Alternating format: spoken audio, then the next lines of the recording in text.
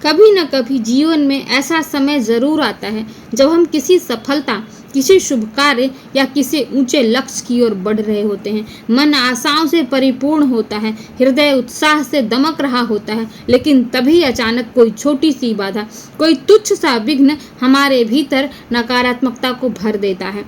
उम्मीदों से भरा मन संशयों से घिर जाता है। हम अपने ही संकल्पों पर संदेह करने लगते हैं। परंतु यह जान लीजिए, जब आत्मा उन्नति की ओर बढ़ती है तब दो शक्तियां सक्रिय होती हैं। एक जो आगे बढ़ाती है, दैवीय शक्ति, दूसरी जो परखती है, यानी माया, विकार। महाभारत में भीष्म पितामह ने कहा था, शिखर पर पहुंचने से पहले सबसे कठिन परीक्षा प्रारंभ होती है। ये बाधाएं कोई दंड नहीं है, बल्कि अवसर है स्वयं को मजबूत करने का, श्रद्धा को गहरा करने का। ईश्वर की इच्छा के आगे हमारी सारी योजनाएं धरी रह जाती हैं। हम केवल अपने कर्मों पर अधिकार रखते हैं, फल पर नहीं। जो भी परिस्थितियां सामने आती हैं, चाहे वह सुखद हो या दुखद, उसमें भी उनके प्रति कृतज्ञ रहना पड़ता है और रहना चाहिए भी। प्रसन्न रहिए, मौन रहिए।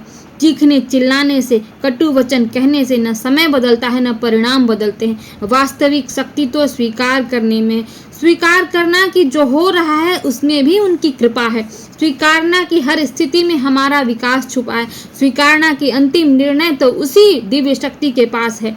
जो मन से नहीं गिरता वह जीवन में ऊंचाई पाता है, जो स्थित प्रज्ञ बनता है वही परम शांति को प्राप्त करता है। तो अगली बार जब भी कोई बाधा आए तो मुस्कुराइए, प्रार्थना कीजिए और पूरे विश्वास के साथ आगे बढ़िए, क्योंकि आप किसी शुभ यात्रा पर हैं। आप शुभता की ओर अग्रसर हैं और आपकी विजय सुनिश्चित है, क्योंकि आपकी आस्था, आपका विश्वास ईश्वर में अटल है। क्योंकि आप ईश्वर के हर निर्णय के प्रति समर्पित हैं, तो ईश्वर आपको कभी भी गिरने नहीं देंगे, वो सदैव आपको संभाले रखेंगे। लेकिन जहां आप अपनी बुद्धि पर भरोसा करेंगे, अपनी बुद्धि पर आप अहंकार करेंगे कि मैं जो करने जा रहा हूं वही सबसे उत्तम है, वही सर्वोत्तम है, ईश्वर आपको एक बार दर्पण जरूर दिखाएंगे कि मैं हूं, देखो तुम यहाँ चूक रहे थे, तुमने यहाँ योजना बनाई, मैंने तुम्हारी ये योजना विफल की। तो हर कार्य से पहले उनको आप उसका भार दीजिए और हर कार्य की पूर्ति के बाद भी आप उनको कृतज्ञता व्यक्त कीजिए, क्योंकि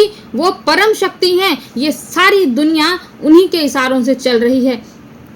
कुछ भी ऐसा नहीं है जो आपने सोचा हो और उसी योजना के अनुसार हो गया हो। जहां अपनी बुद्धि आपकी निष्फल हो जाएगी, वहां वही दिव्य शक्ति प्रकट होती है जो आपको संभालती है, जो आपके अहंकार को नष्ट करती है, जो आपको प्रेम से भरती है, जो आपकी आत्मा को दिव्यता से भरती है। उस परम शक्ति के प्रति सदैव आस्थावान रहिए, कृतज्ञ रहिए।